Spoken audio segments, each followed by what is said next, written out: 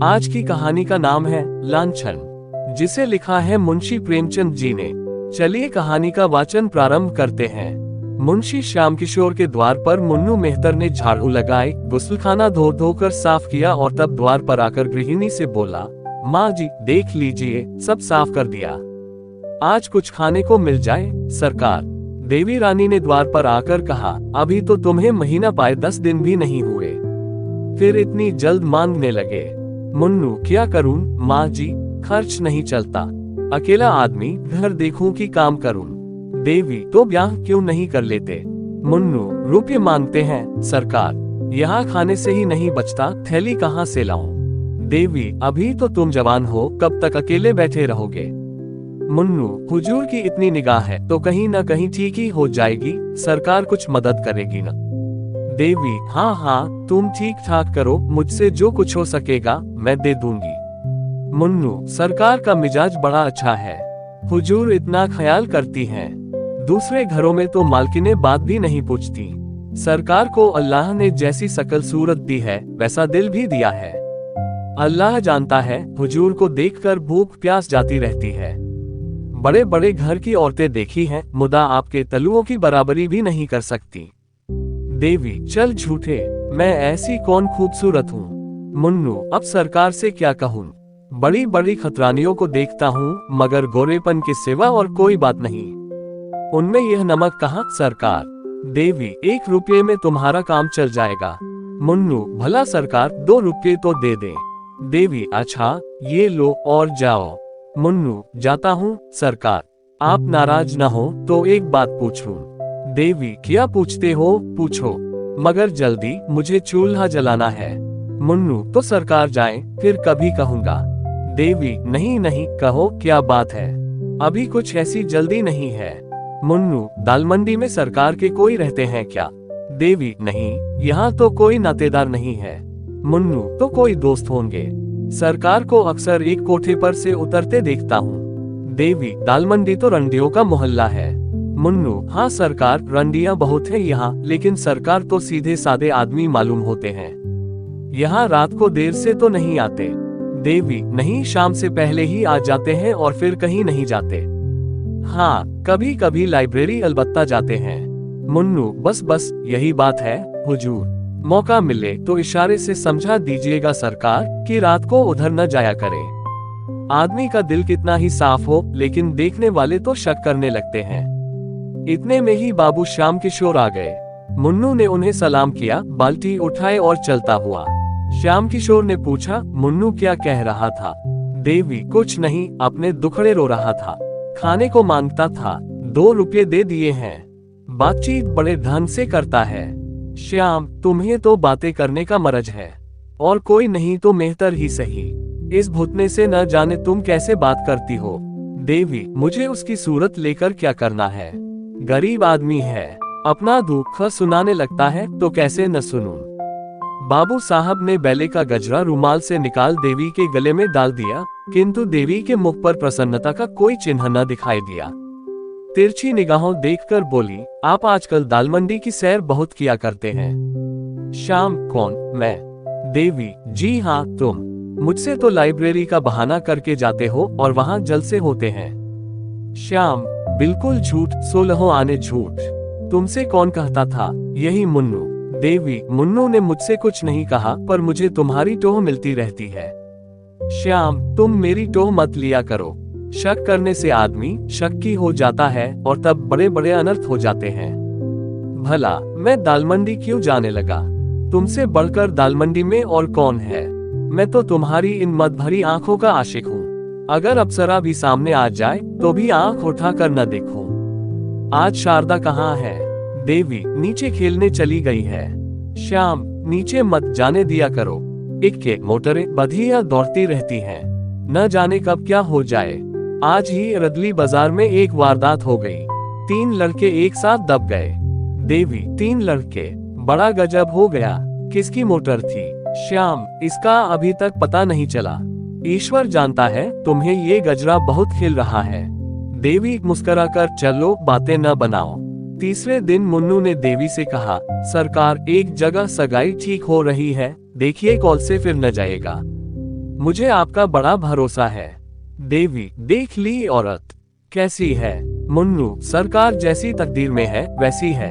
घर की रोटियां तो मिलेंगी, नहीं तो अपने हाथों ठोकना पड़ता था। है क्या कि मिजाज की सीधी है। हमारे जात की औरतें बड़ी चंचल होती हैं हुजूर। सैकड़े पीछे एक भी पाक ना मिलेगी। देवी, मेहतर लोग अपनी औरतों को कुछ कहते नहीं। मुन्नू, क्या कहें हुजूर। डरते हैं कि कहीं अपने असना से चुगली खाकर हमारी नौकरी चाकरी न छुड़ा दे। मेहतरानियों पर बाबू साहबों की बहुत निगाह रहती है सरकार। देवी, हंसकर चल झूठे। बाबू साहबों की औरतें क्या मेहतरानियों से भी गई गुजरी होती हैं। मुन्नू, अब सरकार कुछ न कहलाए। हुजूर को छोड़कर और तो कोई ऐसी बबुआइन नहीं देखता जिसका कोई बखान करे। बहुत ही छोटा आदमी हूँ सरकार, पर बबुआइनों की तरह मेरी औरत होती तो उससे बोलने को जी न चाहता। हुजूर के चेहरे मोहरे की कोई औरत मैंने तो नहीं देखी। देवी, चल झूठे, इतनी खुशामद करना किससे सीखा। मुन्नू, खुशामद नहीं करता सरकार, सच्ची बात कहता हूँ। हुजूर एक दिन खिड़की के सामने खड़ी थी। रजा मियाँ की निगाह आप पर पड़ गई। जूते की बड़ी दुकान है उनकी। अल्लाह ने जैसे धन दिया है वैसा ही दिल भी। आपको देखते ही आंखें नीचे कर ली। आज बातों बातों में हुजूर की सकल सूरत को सराहने लगे। मैंने कहा, जैसी सूरत है वैसा सरकार को अल्लाह ने दिल भी दिया है। देवी, अच्छा, वह लंबा सा सांवले रंग का जवान है। मुन्नू, हाँ हुजूर वही। मुझसे कहने लगे कि किसी तरह एक बार फिर उन्हें देख पाता, लेकिन मैंने डांट कर कहा, खबरदार मियाँ, जो मुझसे ऐसी बातें की वहाँ तुम्हारी दाल न गलेगी। देवी, तुमने बहुत अच्छा किया। निगोरे की आंख फूट जाए जब इधर से जाता है, खिड़की की ओर उसकी निगाह रहती है।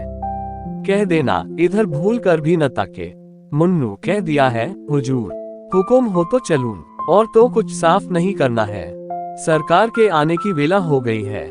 मुझे देखेंगे तो कहेंगे यह क्या बातें कर रहा है। देवी, ये रोटियां लेते जाओ, आज चूल्हे से बच जाओगे।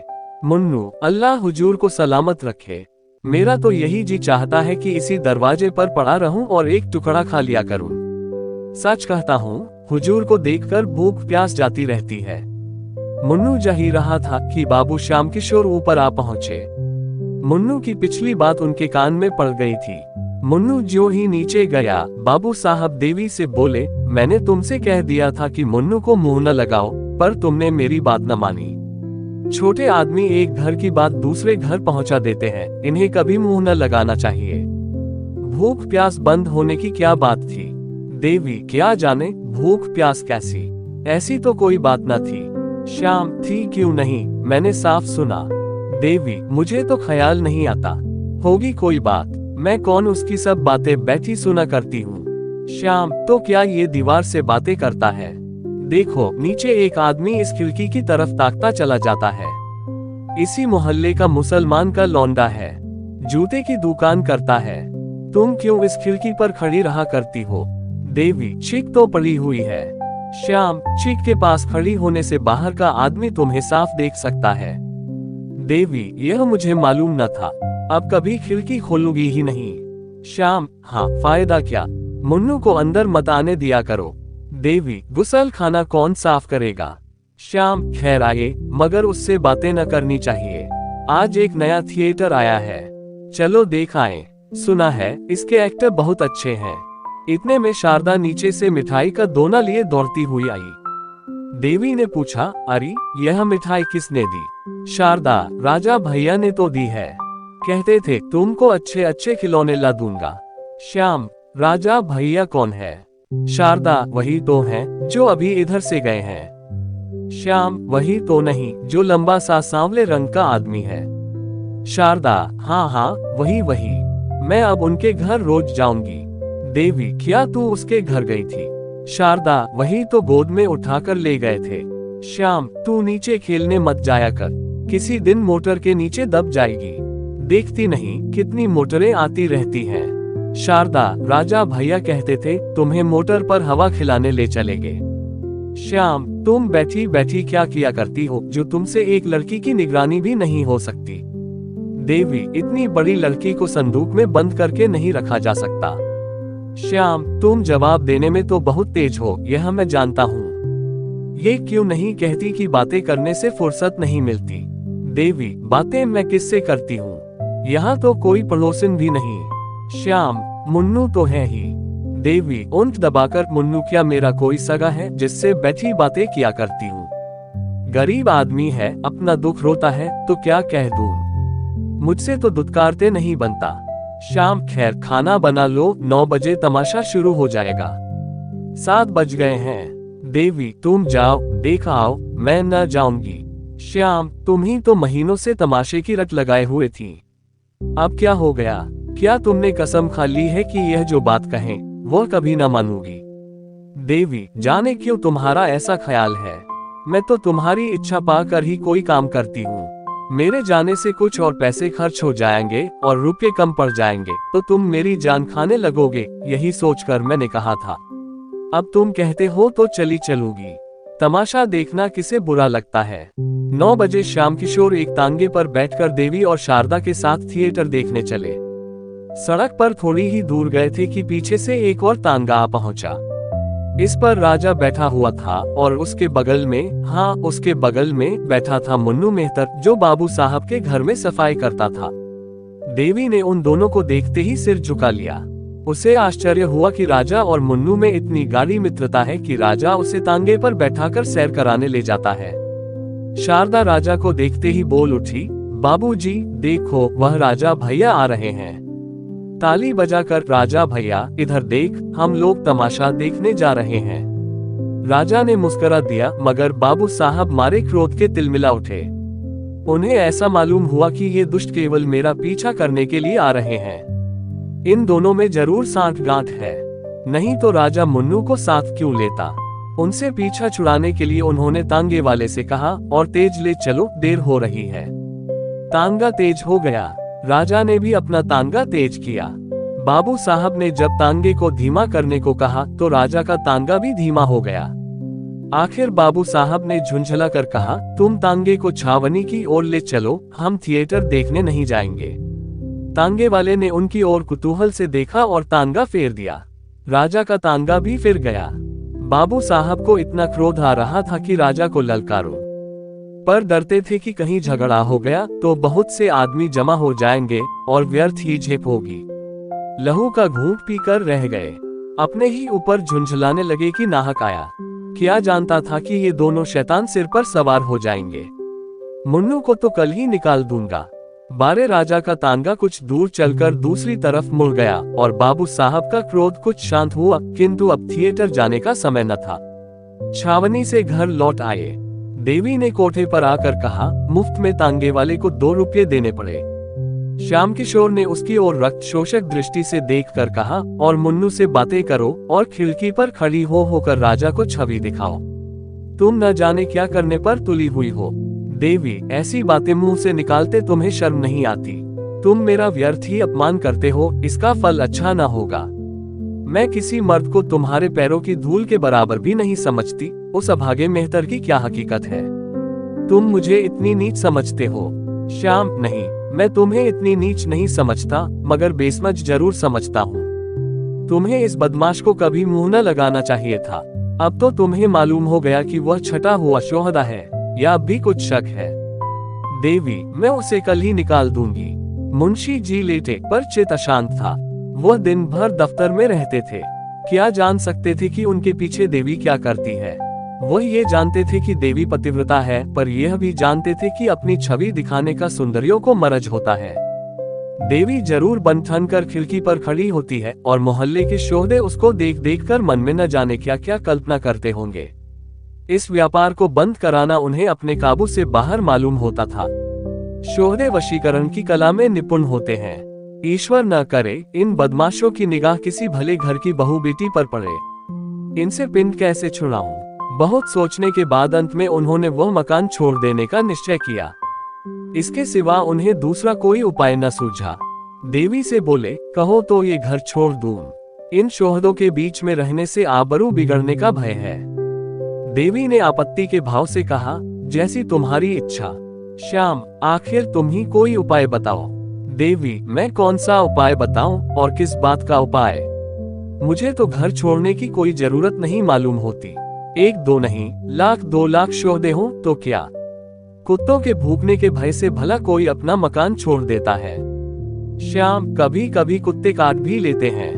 देवी ने इसका कोई जवाब न दिया और तर्क करने से पति की दुश्चिंताओं के बढ़ जाने का भय था। ये शक्की तो है ही, न जाने उसका क्या आश्रय समझ बैठे। तीसरे ही दिन श्याम बाबू ने वह मकान छोड़ दिया। इस नए मकान में आने के एक सप्ताह पीछे एक दिन मुन्नू सिर में पट्टी बांध लाठी से टेकता हुआ आया और आवाज दी। देवी उसकी आवाज पहचान गई, पर उसे दुत्कारा नहीं। जाकर किवाड़ खोल दिए। पुराने घर के समाचार जानने के लिए उसका चित्त लालायित हो रहा था। मुन्नू ने अंदर आकर कहा, सरकार, जब से आपने वह मकान छोड़ दिया, कसम ले लीजिए जो उधर एक बार भी गया हूँ उस घर को देखकर रोना आने लगता है। मेरा भी जी चाहता है कि इसी मोहल्ले में आऊं। पागलों की तरह इधर उधर मारा मारा फिरा करता हूँ सरकार, किसी काम में जी नहीं लगता। बस हर घड़ी आप ही की याद आती रहती है। हुजूर जितनी परवरिश करती थी उतनी अब कौन करेगा। यह मकान तो बहुत छोटा है। देवी, तुम्हारे ही कारण तो वह मकान छोड़ना पड़ा। मुन्नू, मेरे कारण? मुझसे कौन सी खता हुई सरकार। देवी, तुम ही तो तांगे पर राजा के साथ बैठे मेरे पीछे पीछे आ रहे थे। ऐसे आदमी पर आदमी का शक होता ही है। मुन्नू, अरे सरकार, उस दिन की बात न पूछिए। राजा मियाँ को एक वकील साहब से मिलने जाना था। वह छावनी में रहते थे। मुझे भी साथ बिठा लिया। उनका साइज कहीं गया हुआ था। मारे लिहाज के आपके तांगे के आगे न निकलते थे। सरकार उसे शोहदा कहती है। उसका सा भला आदमी महल्ले भर में नहीं है। 5 वक्त की नमाज पढ़ता है हुजूर, 30 रोजे रखता है। घर में बीवी बच्चे सभी मौजूद हैं। क्या मजाल की किसी पर बदनिगाह हो। देवी, खैर होगा, तुम्हारे सिर में पट्टी क्यों बंधी है। मुन्नू, इसका माजरा न पूछिए हुजूर। आपकी बुराई करते किसी को देखता हूँ तो बदन में आग लग जाती है। दरवाजे पर जो हलवाई रहता था कहने लगा, मेरे कुछ पैसे बाबूजी पर आते हैं। मैंने कहा, वो ऐसे आदमी नहीं है कि तुम्हारे पैसे हजम कर जाते। बस हुजूर, इसी बात पर तकरार हो गई। मैं तो दुकान के नीचे नाली धो रहा था। वह ऊपर से कूद कर आया और मुझे ढकेल दिया। मैं बेखबर खड़ा था, चारों खाने चित सड़क पर गिर पड़ा। चोट तो आई, मगर मैंने भी दुकान के सामने बच्चा को इतनी गालियां सुनाई कि याद ही करते होंगे। अब घाव अच्छा हो रहा है हुजूर। देवी, राम राम, नाहक लड़ाई लेने गए। सीधी सी बात तो थी। कह देते, तुम्हारे पैसे आते हैं तो जाकर मांग लाओ। है शहर ही में, दूसरे देश में तो नहीं भाग गए। मुन्नू, हुजूर, आपकी बुराई सुन के नहीं रहा जाता, फिर चाहे वह अपने घर लाठी क्यों न हो, फिर पढ़ूंगा। वह महाजन होगा तो अपने घर का होगा। यहाँ कौन उसका दिया खाते हैं। देवी, उस घर में अभी कोई आया कि नहीं। मुन्नू, कई आदमी देखने आए हुजूर, मगर जहाँ आप रह चुकी हैं वहाँ अब दूसरा कौन रह सकता है। हम लोगों ने उन लोगों को भड़का दिया। राजा मियाँ तो हुजूर उसी दिन से खाना पीना छोड़ बैठे हैं। बिटिया को याद करके रोया करते हैं। हुजूर को हम गरीबों की याद काहे को आती होगी। देवी, याद क्यों नहीं आती। मैं आदमी नहीं हूँ। जानवर तक थान छूटने पर 2-4 दिन चारा नहीं खाते। ये पैसे लो, कुछ बाजार से ला कर खा लो, भूखे होगे। मुन्नू, हुजूर की दुआ से खाने की तंगी नहीं है। आदमी का दिल देखा जाता है हुजूर। पैसा की कौन बात है। आपका दिया तो खाते ही हैं। हुजूर का मिजाज ऐसा है कि आदमी बिना कौड़ी का गुलाम हो जाता है। तो अब चलूंगा हुजूर, बाबूजी आते होंगे, कहेंगे ये शैतान यहाँ फिर आ पहुँचा। देवी, अभी उनके आने में बड़ी देर है। मुन्नू, ओहो, एक बात तो भूला ही जाता था। राजा मियाँ ने बिटिया के लिए ये खिलौने दिए थे। बातों में ऐसा भूल गया कि इनकी सुध ही न रही। कहाँ है बिटिया। देवी, अभी तो मदरसे से नहीं आई, मगर इतने खिलौने लाने की क्या जरूरत थी। अरे, राजा ने तो गजब ही कर दिया। भेजना ही था तो 2-4 आने के खिलौने भेज देते। अकेली मेम 3-4 रुपए से कम की न होगी। कुल मिलाकर 30-35 रुपए से कम के खिलौने नहीं हैं। मुन्नू, किया जाने सरकार, मैंने तो कभी खिलौने नहीं खरीदे। 30-35 रुपए के होंगे तो उनके लिए कौन सी बड़ी बात है। अकेली दुकान से 50 रुपये रोज की आमदनी है हुजूर। देवी, नहीं, इनको लौटा ले जाओ। इतने खिलौने लेकर वह क्या करेगी। मैं सिर्फ एक मेम रखे लेती हूँ। मुन्नू, हुजूर, राजा मियाँ को बड़ा रंज होगा। मुझे तो जीता ही न छोड़ेंगे। बड़े ही मोहब्बती आदमी हैं हुजूर। बीवी 2-4 दिन के लिए मैके चली जाती है तो बेचैन हो जाते हैं। सहसा शारदा पाठशाला से आ गई और खिलौने देखते ही उस पर टूट पड़ी। देवी ने डांट कर कहा, क्या करती है, क्या करती है? मेम ले ले, और सब लेकर क्या करेगी? शारदा, मैं तो सब लूंगी। मेम को मोटर पर बैठा कर दौड़ाऊंगी, कुत्ता पीछे पीछे दौड़ेगा। इन बर्तनों में गुड़िया के खाने बनाऊंगी। कहाँ से आए हैं अम्मा? बता दो। देवी, कहीं से नहीं आए, मैंने देखने को मंगवाए थे। तू इनमें से कोई एक ले ले।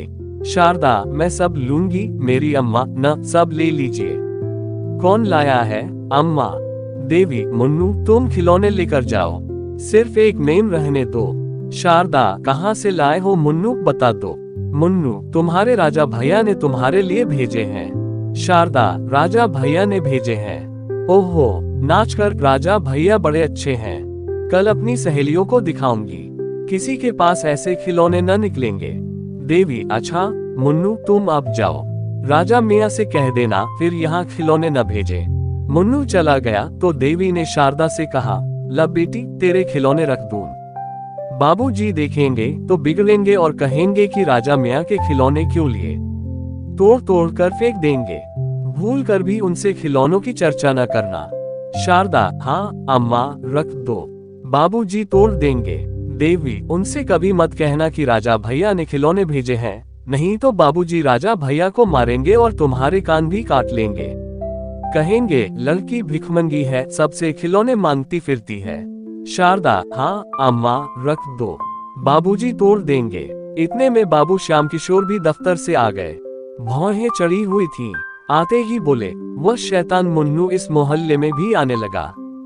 मैंने आज उसे देखा, क्या यहाँ भी आया था? देवी ने हिचकिचाते हुए कहा, हाँ आया तो था श्याम, और तुमने आने दिया। मैंने मना न किया था कि उसे कभी अंदर कदम न रखने देना। देवी आकर द्वार खटखटाने लगा तो क्या करती? श्याम, उसके साथ वह शोहदा भी रहा होगा। देवी, उसके साथ और कोई नहीं था। श्याम, तुमने आज भी न कहा होगा यहाँ मत आया कर। देवी, मुझे तो इतना ख्याल न रहा, और अब वह यहाँ क्या करने आएगा? श्याम, जो करने आज आया था वही करने फिर आएगा। तुम मेरे मुंह में कालिक लगाने पर तुली हो। देवी ने क्रोध से ऐंठकर कहा, मुझसे तुम ऐसी ऊटपटांग बातें मत किया करो, समझ गए? तुम्हें ऐसी बातें मुंह से निकालते शर्म भी नहीं आती। एक बार पहले भी तुमने कुछ ऐसी ही बातें कही थी, आज फिर तुम वही बातें कर रहे हो। अगर तीसरी बार ये शब्द मैंने सुने तो नतीजा बुरा होगा, इतना कह देती हूँ। तुमने मुझे कोई वेश्या समझ लिया है। श्याम, मैं नहीं चाहता कि वह मेरे घर आए। देवी, तुम मना क्यों नहीं कर देते? मैं तुम्हें रोकती हूँ। श्याम, तुम क्यों नहीं मना कर देती? देवी, तुम्हें कहते क्या शर्म आती है? श्याम, मेरा मना करना व्यर्थ है। मेरे मना करने पर भी तुम्हारी इच्छा पाकर उसका आना जाना होता रहेगा। देवी ने ओंठ चबाकर कहा, अच्छा, अगर वह आता ही रहे तो क्या हानि है? मेहतर सभी घरों में आया जाया करते हैं। श्याम, अगर मैंने मुन्नू को कभी अपने द्वार पर फिर देखा तो तुम्हारी कुशल नहीं, इतना समझाए देता हूँ। ये कहते हुए श्याम किशोर नीचे चले गए और देवी स्तंभित खड़ी रह गई। तब उसका हृदय इस अपमान, लांछन और अविश्वास के आघात से पीड़ित हो उठा। वह फूट फूट कर रोने लगी। उसको सबसे बड़ी चोट जिस बात से लगी वह ये थी कि मेरे पति मुझे इतनी नीच, इतनी निर्लज्ज समझते हैं। जो काम वेश्या भी न करेगी उसका संदेह मुझ पर कर रहे हैं। श्याम किशोर के आते ही शारदा अपने खिलौने उठाकर भाग गई थी कि कहीं बाबूजी तोड़ न डालें। नीचे जाकर वह सोचने लगी कि इन्हें कहाँ छिपा कर रखूं। वह इसी सोच में थी कि उसकी एक सहेली आंगन में आ गई। शारदा उसे अपने खिलौने दिखाने के लिए आतुर हो गई। इस प्रलोभन को वह किसी तरह न रोक सकी। अभी तो बाबूजी ऊपर हैं, कौन इतनी जल्दी आए जाते हैं, तब तक क्यों न सहेली को अपने खिलौने दिखा दूं। उसने सहेली को बुला लिया और दोनों नए खिलौने देखने में मग्न हो गईं कि बाबू श्याम किशोर के नीचे आने की भी उन्हें खबर न हुई। श्याम किशोर खिलौने देखते ही झपट कर शारदा के पास जा पहुंचे और पूछा, तूने ये खिलौने कहाँ पाए? शारदा की घी बंध गई, मारे भय के थर थर कांपने लगी। मुंह से एक शब्द भी न निकला। श्याम किशोर ने फिर गरज कर पूछा, बोलती क्यों नहीं, तुझे किसने खिलौने दिए? शारदा रोने लगी। तब श्याम किशोर ने उसे फुसलाकर कहा, रो मत, हम तुझे मारेंगे नहीं। तुझसे इतना ही पूछते हैं, तूने ऐसे सुंदर खिलौने कहाँ पाए? इस तरह 2-4 बार दिलासा देने से शारदा को कुछ धैर्य बंधा। उसने सारी कथा कह सुनाई। हाँ अनर्थ, इससे कहीं अच्छा होता कि शारदा मौन ही रहती। उसका गूंगी हो जाना भी इससे अच्छा था। देवी कोई बहाना करके बला सिर से टाल देती, पर होनहार को कौन टाल सकता है। श्याम किशोर के रोम रोम से ज्वाला निकलने लगी। खिलौने वहीं छोड़कर वह धम धम करते हुए ऊपर गए और देवी के कंधों दोनों हाथों से झंझोड़कर बोले, तुम्हें इस घर में रहना है या नहीं? साफ साफ कह दो। देवी अभी तक खड़ी सिसकियां ले रही थी। ये निर्मम प्रश्न सुनकर उसके आंसू गायब हो गए। किसी भारी विपत्ति की आशंका ने इस हल्के से आघात को भुला दिया, जैसे घातक की तलवार देखकर कोई प्राणी रोग शैया से उठकर भागे। श्याम किशोर की ओर भयातुर नेत्रों से देखा, पर मुंह से कुछ न बोली। उसका एक एक रोम मौन भाषा में पूछ रहा था, इस प्रश्न का क्या मतलब है? श्याम किशोर ने फिर कहा, तुम्हारी जो इच्छा हो साफ साफ कह दो। अगर मेरे साथ रहते रहते तुम्हारा जी उब गया हो तो तुम्हें अख्तियार है। मैं तुम्हें कैद करके नहीं रखना चाहता। मेरे साथ तुम्हें छल कपट करने की जरूरत नहीं। मैं सहर्ष तुम्हें विदा करने को तैयार हूँ। जब तुमने मन में एक बात निश्चय कर ली तो मैंने भी निश्चय कर लिया। तुम इस घर में अब नहीं रह सकती, रहने के योग्य नहीं हो। देवी ने आवाज संभाल कर कहा, तुम्हें आजकल क्या हो गया है जो हर वक्त जहर उगलते रहते हो? अगर मुझसे जी उब गया है तो जहर दे दो, जला जला कर क्यों जान मारते हो? मेहतर से बातें करना तो ऐसा अपराध न था। जब उसने आकर पुकारा तो मैंने द्वार खोल दिया। अगर मैं जानती कि जरा सी बात का बतंगड़ हो जाएगा तो उसे दूर ही से दुत्कार देती। श्याम, जी चाहता है तालू से जबान खींच लूं। बातें होने लगी, इशारे होने लगे, तोहफे आने लगे। अब बाकी क्या रहा? देवी, क्यों नाहक घाव पर नमक छिड़कते हो? एक अबला की जान लेकर कुछ पा न जाओगे। श्याम, मैं झूठ कहता हूँ। देवी, हाँ झूठ कहते हो। श्याम, ये खिलौने कहाँ से आए? देवी का कलेजा धाक से हो गया। काटो तो बदन में लहू नहीं। समझ गई, इस वक्त ग्रह बिगड़े हुए हैं, सर्वनाश के सभी संयोग मिलते जाते हैं। ये निगोड़े खिलौने न जाने किस बुरी साइट में आए। मैंने लिए ही क्यों, उसी वक्त लौटा क्यों न दिए? बात बनाकर बोली, आग लगे, वही खिलौने तोहफे हो गए। बच्चों को कोई कैसे रोके, किसी की मानते हैं। कहती रही मत ले, मगर ना मानी तो मैं क्या करती? हाँ, ये जानती कि इन खिलौनों पर मेरी जान मारी जाएगी तो जबरदस्ती छीन कर फेंक देती। श्याम, इनके साथ और कौन कौन सी चीजें आई हैं, भला चाहती हो तो अभी लाओ। देवी, जो कुछ आया होगा इसी घर ही में होगा। देख क्यों नहीं लेते? इतना बड़ा घर भी नहीं है कि 4 दिन देखते लग जाएं। श्याम, मुझे इतनी फुर्सत नहीं है। खैरियत इसी में है कि जो चीजें आई हो लाकर मेरे सामने रख दो। ये तो हो नहीं सकता कि लड़की के लिए खिलौने आए और तुम्हारे लिए कोई सौगात ना आए। तुम भरी गंगा में कसम खाओ तो भी मुझे विश्वास न आएगा। देवी, तो घर में देख क्यों नहीं लेते? श्याम किशोर ने घूंसा तान कर कहा, कह दिया मुझे फुर्सत नहीं है। सीधे से सारी चीजें लाकर रख दो, नहीं तो इसी दम गला दबाकर मार डालूंगा। देवी, मारना हो तो मार डालो, जो चीजें आई ही नहीं उन्हें मैं दिखा कहां से दूं? श्याम किशोर ने क्रोध से उन्मत्त होकर देवी को इतनी जोर से धक्का दिया कि चारों खाने चित जमीन पर गिर पड़ी। तब उसके गले पर हाथ रखकर बोले, दबा दूं गला। न दिखलाएगी तू उन चीजों को। देवी, जो अरमान हो पूरे कर लो। श्याम, खून पी जाऊंगा। तूने समझा क्या है? देवी, अगर दिल की प्यास बुझती हो तो पी जाओ। श्याम, फिर तो उस मेहतर से बातें न करोगी। अगर अब कभी मुन्नू या उस शोहरे को द्वार पर देखा तो गला काट लूंगा। ये कहकर बाबूजी ने देवी को छोड़ दिया और बाहर चले गए। लेकिन देवी उसी दशा में बड़ी देर तक पड़ी रही। उसके मन में इस समय पति प्रेम की मर्यादा रक्षा का लेश भी न था। उसका अंतःकरण प्रतिकार के लिए विकल हो रहा था। इस वक्त अगर वह सुनती कि श्याम किशोर को किसी ने बाजार में जूते से पीटा तो कदाचित वह खुश होती। कई दिनों तक पानी से भीगने के बाद आज ये झोंका पाकर प्रेम की दीवार भूमि पर गिर पड़ी और मान की रक्षा करने वाली कोई साधना न रही। आज केवल संकोच और लोक लाज की हल्की सी रस्सी रह गई है जो एक झटके में टूट सकती है। श्याम किशोर बाहर चले गए तो शारदा भी अपने खिलौने लिए हुए घर से बाहर निकली। बाबूजी खिलौनों को देखकर कुछ बोले नहीं तो अब उसे किसकी चिंता और किसका भय। अब वह क्यों न अपनी सहेलियों को खिलौने दिखाए। सड़क के उस पार एक हलवाई का मकान था। हलवाई की लड़की अपने द्वार पर खड़ी थी। शारदा उसे खिलौने दिखाने चली। बीच में सड़क थी, सवारी गाड़ियों और मोटरों का तांता बंधा हुआ। शारदा को अपनी धुन में किसी बात का ध्यान न रहा। बालोचित उत्सुकता से भरी हुई वह खिलौने लिए दौड़ी। वह क्या जानती थी कि मृत्यु भी उसी तरह प्राणों का खिलौना खेलने के लिए दौड़ी आ रही है। सामने एक मोटर आती हुई दिखाई दी। दूसरी ओर से एक बग्घी आ रही थी। शारदा ने चाहा दौड़कर उस पार निकल जाए। मोटर ने बिगुल बजाया। शारदा ने जोर मारा कि सामने से निकल जाए, पर होनहार को कौन टालता। मोटर बालिका को रौंदती हुई चली गई। सड़क पर एक मांस की लोथ पड़ी रह गई। खिलौने ज्यों के त्यों थे, उनमें से एक भी न टूटा था। खिलौने रह गए, खेलने वाला चला गया। दोनों में कौन स्थायी है और कौन अस्थायी, इसका फैसला कौन करे। चारों ओर से लोग दौड़ पड़े। अरे, ये तो बाबूजी की लड़की है जो ऊपर वाले मकान में रहते हैं। लोथ कौन उठाए। एक आदमी ने लपक कर द्वार पर पुकारा, बाबूजी, आपकी लड़की तो सड़क पर नहीं खेल रही थी, जरा नीचे तो आ जाए। देवी ने छज्जे पर खड़े होकर सड़क की ओर देखा तो शारदा की लोथ पड़ी हुई थी।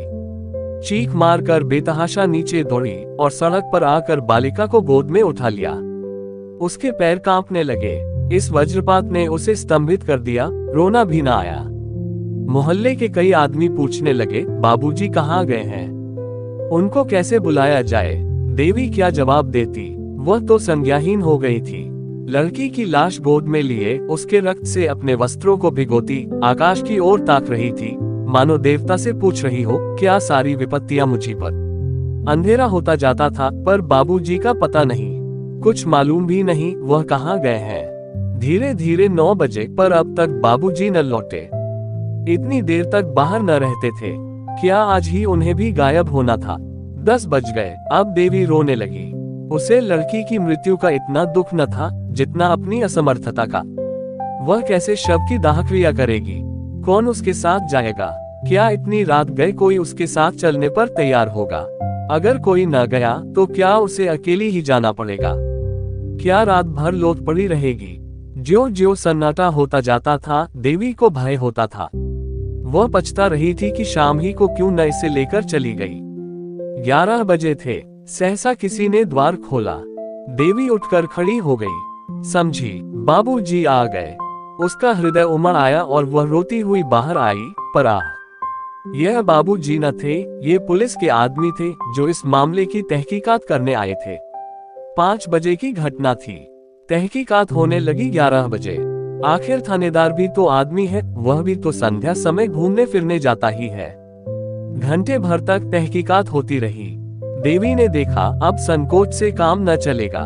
थानेदार ने उससे जो कुछ पूछा उसका उत्तर उसने निसंकोच भाव से दिया। जरा भी न शर्माए, जरा भी न झिझकी। थानेदार भी दंग रह गया। जब सबके बयान लिखकर दारोगा जी चलने लगे तो देवी ने कहा, आप उस मोटर का पता लगाएंगे। दारोगा, अब तो शायद ही उसका पता लगे। देवी, तो उसको कुछ सजा न होगी। दारोगा, मजबूरी है, किसी को नंबर भी तो मालूम नहीं। देवी, सरकार इसका कुछ इंतजाम नहीं करती, गरीबों के बच्चे इसी तरह कुचले जाते रहेंगे। दारोगा, इसका क्या इंतजाम हो सकता है, मोटरें तो बंद नहीं हो सकती। देवी, कम से कम पुलिस वालों को ये तो देखना चाहिए कि शहर में कोई बहुत तेज न चलाए। मगर आप लोग ऐसा क्यों करने लगे। आपके अफसर भी तो मोटरों पर बैठते हैं, आप उनकी मोटरें रोकेंगे तो नौकरी कैसे रहेगी। थानेदार लज्जित हो चला गया। जब लोग सड़क पर पहुंचे तो एक सिपाही ने कहा, महरिया बड़ी टनमन दिखात है। थानेदार, अजीत जी, इसने तो मेरा नाटका बंद कर दिया। किस गजब का हुस्न पाया है, मगर कसम ले लो जो मैंने एक बार भी उसकी तरफ निगाह की हो, ताकने की हिम्मत ही न पड़ती थी। बाबू श्याम किशोर 12 बजे के बाद नशे में चूर घर पहुंचे। उन्हें ये खबर रास्ते ही में मिल गई थी। रोते हुए घर में दाखिल हुए। देवी भरी बैठी थी, सोच रखा था आज चाहे जो हो जाए पर फटकारूंगी जरूर। पर उनको रोते देखा तो सारा गुस्सा गायब हो गया। खुद भी रोने लगी। दोनों बड़ी देर तक रोते रहे। इस विपत्ति ने दोनों के हृदयों को एक दूसरे की ओर बड़े जोर से खींचा। उन्हें ऐसा ज्ञात हुआ कि उनमें फिर पहले का सा प्रेम जागृत हो गया है। प्रातःकाल जब लोग दाह क्रिया करके लौटे तो श्याम किशोर ने देवी की ओर स्नेह से देखकर करुण स्वर में कहा, तुम्हारा जी अकेले कैसे लगेगा? देवी, तुम 10-5 दिन की छुट्टी न ले सकोगे? श्याम, यही तो मैं भी सोचता हूँ, 15 दिन की छुट्टी ले लूं। श्याम बाबू दफ्तर छुट्टी लेने चले गए। इस विपत्ति में भी आज देवी का हृदय जितना प्रसन्न था उतना उधर महीनों से न हुआ। बालिका को खोकर वह विश्वास और प्रेम पा गई थी और यह उसके आंसू पोंछने के लिए कुछ कम न था। आह अभागिनी, खुश मत हो, तेरे जीवन का वह अंतिम कांड होना अभी बाकी है जिसकी आज तू कल्पना भी नहीं कर सकती। दूसरे दिन बाबू श्याम किशोर घर ही पर थे कि मुन्नू ने आकर सलाम किया। श्याम किशोर ने जरा कड़ी आवाज में पूछा, क्या है जी, तुम क्यों बार बार यहाँ आया करते हो? मुन्नू बड़े दीन भाव से बोला, मालिक, कल की बात जो सुनता है उसी को रंज होता है। मैं तो हुजूर का गुलाम ठहरा, अब नौकर नहीं हूँ तो क्या, सरकार का नमक तो खा चुका हूँ। भला वो कभी हड्डियों से निकल सकता है? कभी कभी हाल हवाल पूछने आ जाता हूँ। जब से कल वाली बात सुनी है हुजूर, ऐसा कलक हो रहा है कि क्या कहूँ। कैसी प्यारी प्यारी बच्ची थी कि देखकर दुख दूर हो जाता था। मुझे देखते ही मुन्नू मुन्नू करके दौड़ती थी। जब गैरों का ये हाल है तो हुजूर के दिल पर जो कुछ बीत रही होगी हुजूर ही जानते होंगे। श्याम बाबू कुछ नर्म होकर बोले, ईश्वर की मर्जी में इंसान का क्या चारा। मेरा तो घर ही अंधेरा हो गया, अब यहाँ रहने को जी नहीं चाहता। मुन्नू, मालकिन तो और भी बेहाल होंगी। श्याम, हुआ ही चाहे, मैं तो उसे शाम सवेरे खिला लिया करता था। माँ तो दिन भर साथ रहती थी। मैं तो काम धंधों में भूल भी जाऊंगा, वह कहाँ भूल सकती हैं। उनको तो सारी जिंदगी का रोना है। पति को मुन्नू से बातें करते सुनकर देवी ने कोठे पर से आंगन की ओर देखा। मुन्नू को देखकर उसकी आंखों में बेअख्तियार आंसू भर आए। बोली, मुन्नू, मैं तो लुट गई। मुन्नू, हुजूर आप सब्र कीजिए, रोने धोने से क्या फायदा।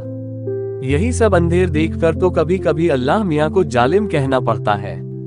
जो बेईमान हैं, दूसरों का गला काटते फिरते हैं, उनसे अल्लाह मियाँ भी डरते हैं। जो सीधे और सच्चे हैं उन्हीं पर आफत आती है। मुन्नू देवी को दिलासा देता रहा। श्याम बाबू भी उसकी बातों का समर्थन करते जाते थे। जब वह चला गया तो बाबू साहब ने कहा, आदमी तो कुछ बुरा नहीं मालूम होता। देवी ने कहा, मोहब्बती आदमी है, रंज न होता तो यहाँ क्यों आता। 15 दिन गुजर गए। बाबू साहब फिर दफ्तर जाने लगे। मुन्नू इस बीच में फिर कभी ना आया। अब तक तो देवी का दिन पति से बातें करने में कट जाता था, लेकिन अब उनके चले जाने पर उसे बार बार शारदा की याद आती। प्रायः सारा दिन रोते ही कटता था। मोहल्ले की 2-4 नीच जाति की औरतें आती थीं, लेकिन देवी का उनसे मन न मिलता था। वे झूठी सहानुभूति दिखाकर देवी से कुछ ऐंठना चाहती थी। एक दिन कोई 4 बजे मुन्नू फिर आया और आंगन में खड़ा होकर बोला, मालकिन, मैं हूँ मुन्नू, जरा नीचे आ जाएगा। देवी ने ऊपर ही से पूछा, क्या काम है? कहो तो। मुन्नू, जरा आइए तो। देवी नीचे आई तो मुन्नू ने कहा, राजा मियाँ बाहर खड़े हैं और हुजूर से मातम पुरसी करते हैं। देवी ने कहा, जाकर कह दो, ईश्वर की जो मर्जी थी वह हुई। राजा दरवाजे पर खड़ा था। ये बातें उसने साफ सुनी। बाहर ही से बोला, खुदा जानता है, जब से यह खबर सुनी है दिल के टुकड़े हुए जाते हैं। मैं जरा दिल्ली चला गया था, आज ही लौटकर आया हूँ। अगर मेरी मौजूदगी में यह वारदात हुई होती तो और तो क्या कर सकता था, मगर मोटर वाले को बिना सजा कराए न छोड़ता, चाहे वह किसी राजा ही की मोटर होती। सारा शहर छान डालता। बाबू साहब चुपके होके बैठ रहे, ये भी कोई बात है। मोटर चलाकर क्या कोई किसी की जान ले लेगा। फूल सी मासूम बच्ची को जालिमों ने मार डाला। हाय, अब कौन मुझे राजा भैया कहकर पुकारेगा। खुदा की कसम, उसके लिए दिल्ली से टोकरी भर खिलौने ले आया हूँ। क्या जानता था कि यहाँ ये सितम हो गया। मुन्नू देख, ये तावीज ले जाकर बहूजी को दे दे, इसे अपने जूड़े में बांध लेंगी। खुदा ने चाहा तो उन्हें किसी तरह की दहशत या खटका न रहेगा। उन्हें बुरे बुरे ख्वाब दिखाई देते होंगे, रात को नींद उचट जाती होगी, दिल घबराया करता होगा। ये सारी शिकायतें इस तावीज से दूर हो जाएंगी। मैंने एक पहुंचे हुए फकीर से ये तावीज लिखाया है। इसी तरह से राजा और मुन्नू उस वक्त तक एक न एक बहाने से द्वार से न टले जब तक बाबू साहब आते न दिखाई दिए। श्याम किशोर ने उन दोनों को जाते देख लिया। ऊपर जाकर गंभीर भाव से बोले, राजा क्या करने आया था? देवी, यूं ही मातमपुरसी करने आया था। आज दिल्ली से आया है। ये खबर सुनकर दौड़ा आया था। श्याम, मर्द मर्दों से मातमपुरसी करते हैं या औरतों से? देवी, तुम ना मिले तो मुझी से शोक प्रकट करके चला गया। श्याम, इसके यह माने हैं कि जो आदमी मुझसे मिलने आए वह मेरे न रहने पर तुमसे मिल सकता है। इसमें कोई हरज नहीं, क्यों? देवी, सबसे मिलने में थोड़े ही जा रही हूँ। श्याम, तो राजा क्या मेरा साला है या ससुरा? देवी, तुम तो जरा जरा सी बात पर झल्लाने लगते हो। श्याम, यह जरा सी बात है। एक भले घर की स्त्री एक शोहरे से बातें करे, यह जरा सी बात है। तो बड़ी सी बात किसे कहते हैं? यह जरा सी बात नहीं है कि यदि मैं तुम्हारी गर्दन घोंट दूं तो भी मुझे पाप न लगेगा। देखता हूँ फिर तुमने वही रंग पकड़ा। इतनी बड़ी सजा पाकर भी तुम्हारी आंखें नहीं खुली। अब की क्या मुझे ले बीतना चाहती हो? देवी सन्नाटे में आ गई। एक तो लड़की का शोक, उस पर यह अपशब्दों की बौछार और भीषण आक्षेप। उसके सिर में चक्कर सा आ गया। बैठकर रोने लगी। इस जीवन से तो मौत कहीं अच्छी। केवल यही शब्द उसके मुंह से निकले। बाबू साहब गरज कर बोले, यही होगा, मत घबराओ मत घबराओ, यही होगा। तुम मरना चाहती हो तो मुझे भी तुम्हारे अमर होने की आकांक्षा नहीं है। जितनी जल्द तुम्हारे जीवन का अंत हो जाए उतना ही अच्छा। कुल में कलंक तो न लगेगा। देवी ने सिसकियां लेते हुए कहा, क्यों एक अबला पर इतना अन्याय करते हो? तुम्हें जरा भी दया नहीं आती? श्याम, मैं कहता हूँ चुप रह। देवी, क्यों चुप रहूं? क्या किसी की जबान बंद कर दोगे? श्याम, फिर बोले जाती है। मैं उठकर सिर तोड़ दूंगा। देवी, क्यों सिर तोड़ दोगे? कोई जबरदस्ती है? श्याम, अच्छा तो बुला देखे तेरा कौन हिमायती है। ये कहते हुए बाबू साहब झल्ला कर उठे और देवी को कई थप्पड़ और घूंसे लगा दिए, मगर वह न रोई न चिल्लाए, न जबान से एक शब्द निकाला। केवल अर्थ शून्य नेत्रों से पति की ओर ताकती रही, मानो यह निश्चय करना चाहती थी कि यह आदमी है या कुछ और। जब श्याम किशोर मार पीट कर अलग खड़े हो गए तो देवी ने कहा, दिल के अरमान अभी न निकले हो तो और निकाल लो, फिर शायद यह अवसर न मिले। श्याम किशोर ने जवाब दिया, सिर काट लूंगा सिर। तू है किस फेर में? ये कहते हुए नीचे चले गए। झटके के साथ किवाड़ खोले, धमाके के साथ बंद किए और कहीं चले गए। अब देवी की आंखों से आंसू की नदी बहने लगी। रात के 10 बज गए पर श्याम किशोर घर न लौटे। रोते रोते देवी की आंखें सूज आईं। क्रोध में मधुर स्मृतियों का लोप हो जाता है। देवी को ऐसा ज्ञात होता है कि श्याम किशोर को उसके साथ कभी प्रेम ही न था। हाँ, कुछ दिनों वह उसका मुंह अवश्य जोहते रहते थे, लेकिन वह बनावटी प्रेम था। उसके यौवन का आनंद लूटने ही के लिए उससे मीठी मीठी प्यार की बातें की जाती थी। उसे छाती से लगाया जाता था, उसे कलेजे पर सुलाया जाता था। वह सब दिखावा था, स्वांग था।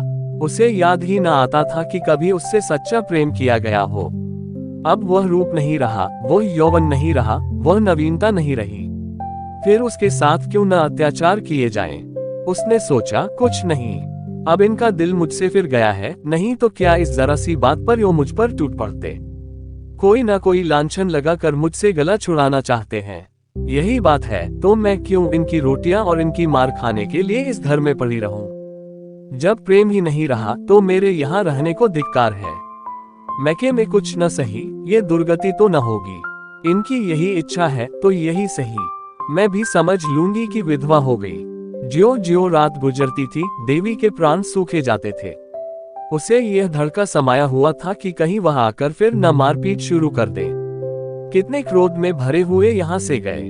वाह री तकदीर, अब मैं इतनी नीच हो गई कि मेहतरों से, जूते वालों से आशनाई करने लगी। इस भले आदमी को ऐसी बातें मुंह से निकालते शर्म भी नहीं आती।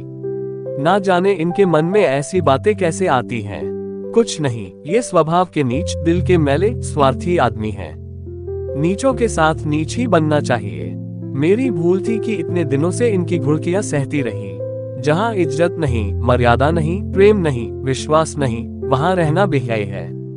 कुछ मैं इनके हाथ बिक तो गई नहीं कि यह जो चाहे करे, मारे या काटे, पड़ी सहा करूं। सीता जैसी पत्नियां होती थी तो राम जैसे पति भी होते थे। देवी को ऐसी शंका होने लगी कि कहीं श्याम किशोर आते ही आते सचमुच उसका गला न दबा दें या छुरी भोंक दें। वह समाचार पत्रों में ऐसी कई हरजाइयों की खबरें पढ़ चुकी थी। शहर ही में ऐसी कई घटनाएं हो चुकी थी। मारे भय के थरथरा उठी। यहाँ रहने से प्राणों की कुशल न थी। देवी ने कपड़ों की एक छोटी सी बकुची बांधी और सोचने लगी, यहाँ से कैसे निकलूं और फिर यहाँ से निकलकर जाऊं कहाँ। कहीं इस वक्त मुन्नू का पता लग जाता तो बड़ा काम निकलता। वह मुझे क्या मैके न पहुंचा देता। एक बार मैके पहुंच भर जाती, फिर तो लाला सिर पटक कर रह जाए, भूल कर भी ना हो। ये भी क्या याद करेंगे। रुपये क्यों छोड़ दूं जिसमें यह मजे से गुलछर्रे उड़ाए। मैंने ही तो काट छाट कर जमा किए हैं। इनकी कौन सी ऐसी बड़ी कमाई थी। खर्च करना चाहती तो कौड़ी न बचती। पैसा पैसा बचाती रहती थी। देवी ने जाकर नीचे के किवाड़ बंद कर दिए। फिर संदूक खोलकर अपने सारे जेवर और रुपये निकालकर बकुची में बांध लिए। सब के सब करेंसी नोट थे। विशेष बोझ भी ना हुआ। एकाएक किसी ने सदर दरवाजे में जोर से धक्का मारा। देवी सहम उठी। ऊपर से झांक कर देखा, श्याम बाबू थे। उसकी हिम्मत न पड़ी कि जाकर द्वार खोल दे। फिर तो बाबू साहब ने इतने जोर से धक्के मारने शुरू किए मानो किवाड़ ही तोड़ डालेंगे। इस तरह द्वार खुलवाना ही उनके चित्त की दशा को साफ प्रकट कर रहा था। देवी शेर के मुंह में जाने का साहस न कर सकी। आखिर श्याम किशोर ने चिल्ला कर कहा, ओ डैम, किवाड़ खोल, ओ ब्लडी, किवाड़ खोल, अभी खोल। देवी की रही सही हिम्मत जाती रही। श्याम किशोर नशे में चूर थे। होश में शायद दया आ जाती, इसलिए शराब पीकर आए हैं। किवाड़ तो न खोलूंगी, चाहे तोड़ ही डालो। अब तुम मुझे इस घर में पाओगे ही नहीं, मारोगे कहां से। तुम्हें खूब पहचान गई। श्याम किशोर 15-20 मिनट तक शोर मचाने और किवाड़ हिलाने के बाद उल जलूल बकते चले गए। 2-4 पड़ोसियों ने फटकारें भी सुनाई। आप भी तो पढ़े लिखे आदमी होकर आधी रात को घर चलते हैं। नींद ही तो है, नहीं खुलती तो क्या कीजिएगा। जाए किसी यार दोस्त के घर लेट रहिए, सवेरे आइएगा। श्याम किशोर के जाते ही देवी ने बकुची उठाई और धीरे धीरे नीचे उतरी।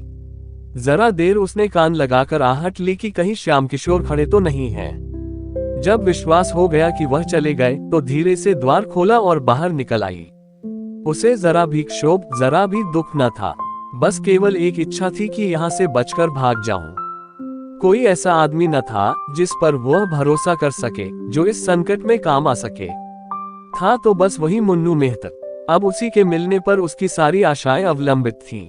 उसी से मिलकर वह निश्चय करेगी कि कहाँ जाए, कैसे रहे। मैके जाने का अब उसका इरादा न था। उसे भय होता था कि मैके में श्याम किशोर से वह अपनी जान न बचा सकेगी।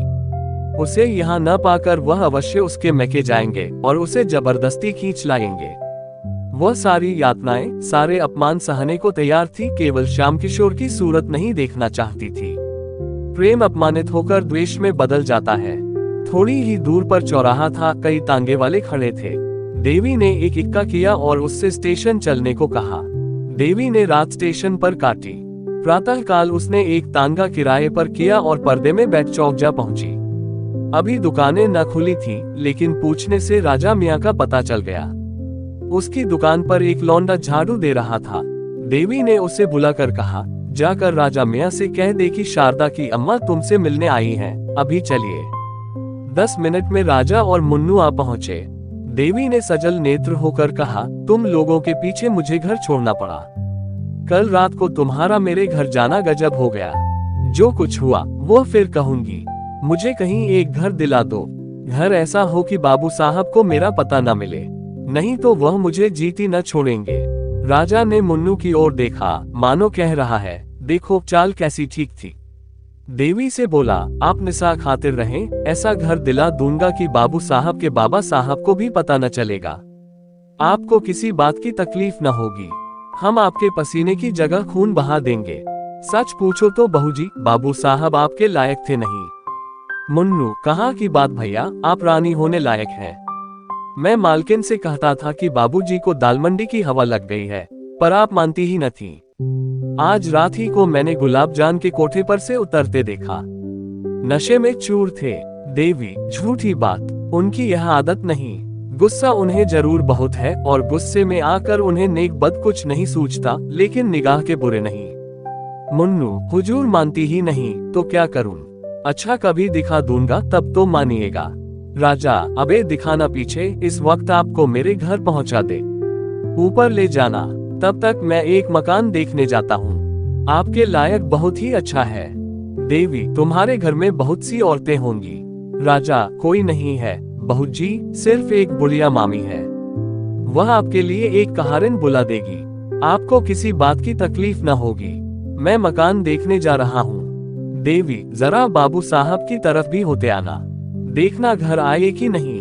राजा, बाबू साहब से तो मुझे चिढ़ हो गई है, शायद नजर में आ जाए तो मेरी उनसे लड़ाई हो जाए। जो मर्द आप जैसी हुस्न की देवी की कदर नहीं कर सकता, वह आदमी नहीं। मुन्नू, बहुत ठीक कहते हो भैया, ऐसी शरीफ जादी को न जाने किस मुंह से डांटते हैं। मुझे इतने दिन हुजूर की गुलामी करते हो गए, कभी एक बात न कही। राजा मकान देखने गया और तानगा राजा के घर की तरफ चला। देवी के मन में इस समय एक शंका का आभास हुआ, कहीं ये दोनों सचमुच शोहदे तो नहीं है। लेकिन कैसे मालूम हो? ये सत्य है कि देवी ने जीवन पर्यंत के लिए स्वामी का परित्याग किया था, पर इतनी ही देर में उसे कुछ पश्चाताप होने लगा था। अकेली एक घर में कैसे रहेगी, बैठी बैठी क्या करेगी, ये कुछ उसकी समझ में न आता था। उसने दिल में कहा, क्यों न घर लौट चलूं, ईश्वर करे वह अभी घर न आए हो। मुन्नू से बोली, तुम जरा दौड़ कर देखो तो बाबूजी घर आए कि नहीं। मुन्नू, आप चलकर आराम से बैठे, मैं देख आता हूँ। देवी, मैं अंदर न जाऊंगी। मुन्नू, खुदा की कसम खाके कहता हूँ, घर बिल्कुल खाली है। आप हम लोगों पर शक करती हैं। हम वह लोग हैं कि आपका हुक्म पाए तो आग में कूद पड़े। देवी इक्के से उतरकर अंदर चली गई। चिड़िया एक बार पकड़ जाने पर भी फड़फड़ाए, किंतु पैरों में लासा लगे होने के कारण उड़ न सकी और शिकारी ने उसे अपनी झोली में रख लिया। वह भागिनी क्या फिर कभी आकाश में उड़ेगी? क्या फिर उसे डालियों पर चहकना नसीब होगा? श्याम किशोर सवेरे घर लौटे तो उनका चित्त शांत हो गया था। उन्हें शंका हो रही थी कि कदाचित देवी घर न होगी। द्वार के दोनों पट खुले देखे तो कलेजा सन से हो गया। इतने सवेरे किवाड़ों का खुला रहना अमंगल सूचक था। एक क्षण द्वार पर खड़े होकर अंदर की आहट ली, कोई आवाज न सुनाई दी। आंगन में गए, वहां भी सन्नाटा, ऊपर चारों तरफ सूना। घर काटने को दौड़ रहा था। श्याम किशोर ने अब जरा सतर्क होकर देखना शुरू किया। संदूक में रुपये नदारत, गहने का संदूक भी खाली। अब क्या भ्रम हो सकता था? कोई गंगा स्नान के लिए जाता है तो घर के रुपये नहीं उठा ले जाता। वह चली गई। अब इसमें लेशमात्र भी संदेह नहीं था। ये भी मालूम था कि वह कहाँ गई है। शायद इसी वक्त लपक कर जाने से वह वापस भी लाई जा सकती है। लेकिन दुनिया क्या कहेगी? श्याम किशोर ने अब चारपाई पर बैठकर ठंडे दिल से इस घटना की विवेचना करनी शुरू की। इसमें तो संदेह न था कि राजा और उसके पिट्ठू मुन्नू ने ही बहकाया है। आखिर बाबूजी का कर्तव्य क्या था? उन्होंने वह पुराना मकान छोड़ दिया, देवी को बार बार समझाया। इसके उपरांत वह क्या कर सकते थे? क्या मारना अनुचित था? अगर एक क्षण के लिए अनुचित ही मान लिया जाए तो क्या देवी को इसी तरह घर से निकल जाना चाहिए था? कोई दूसरी स्त्री जिसके हृदय में पहले ही से विष न भर गया हो, केवल मार खाकर घर से निकल जाती। अवश्य ही देवी का हृदय कलुषित हो गया है। बाबू साहब ने फिर सोचा, अभी जरा देर में महरी आएगी। वह देवी को घर में न देखकर पूछेगी तो क्या जवाब दूंगा? दम के दम में सारे मोहल्ले में ये खबर फैल जाएगी। हाय भगवान, क्या करूं? श्याम किशोर के मन में इस वक्त जरा भी पश्चाताप, जरा भी दया न थी। अगर देवी किसी तरह उन्हें मिल सकती तो वह उसकी हत्या कर डालने में जरा भी पसोपेश न करते। उसका घर से निकल जाना, चाहे आवेश के सिवा उसका और कोई कारण न हो, उनकी निगाह में अक्षम्य था। क्रोध बहुधा विरक्ति का रूप धारण कर लिया करता है। श्याम किशोर को संसार से घृणा हो गई। जब अपनी पत्नी ही दगा कर जाए तो किसी से क्या आशा की जाए? जिस स्त्री के लिए हम जीते भी हैं और मरते भी, जिसको सुखी रखने के लिए हम अपने प्राणों का बलिदान कर देते हैं, जब वह अपनी न हुई तो फिर दूसरा कौन अपना हो सकता है? इसी स्त्री को प्रसन्न रखने के लिए उन्होंने क्या नहीं किया? घर वालों से लड़ाई की, भाइयों से नाता तोड़ा, यहाँ तक कि वे अब उनकी सूरत भी नहीं देखना चाहते। उसकी कोई ऐसी इच्छा न थी जो उन्होंने पूरी न की हो। उसका जरा सा सिर भी दुखता था तो उनके हाथों के तोते उड़ जाते थे। रात की रात उसकी सेवा शुश्रूषा में बैठे रह जाते थे। वही स्त्री आज उनसे दगा कर गई, केवल एक गुंडे के बहकाने में आकर उनके मुंह में कालिक लगा गई। गुंडों पर इल्जाम लगाना तो एक प्रकार से मन को समझाना है। जिसके दिल में खोट न हो उसे कोई क्या बहका सकता है। जब इस स्त्री ने धोखा दिया तो फिर समझना चाहिए कि संसार में प्रेम और विश्वास का अस्तित्व ही नहीं, ये केवल भावुक प्राणियों की कल्पना मात्र है। ऐसे संसार में रहकर दुख और निराशा के सिवा और क्या मिलता है। हाँ दुष्टा, ले, आज से तू स्वतंत्र है। जो चाहे कर, अब कोई तेरा हाथ पकड़ने वाला नहीं रहा। जिसे तू प्रियतम कहते नहीं थकती थी, उसके साथ तूने ये कुटिल व्यवहार किया। चाहूं तो तुझे अदालत में घसीटकर इस पाप का दंड दे सकता हूँ, मगर क्या फायदा, इसका फल तुझे ईश्वर देंगे। श्याम किशोर चुपचाप नीचे उतरे, न किसी से कुछ कहा न सुना, द्वार खुले छोड़ दिए और गंगा तट की ओर चले। आज की कहानी समाप्त हुई। ऐसी ही कहानियां सुनने के लिए वीडियो को लाइक, शेयर और चैनल को सब्सक्राइब जरूर करें। धन्यवाद। जय हिंद।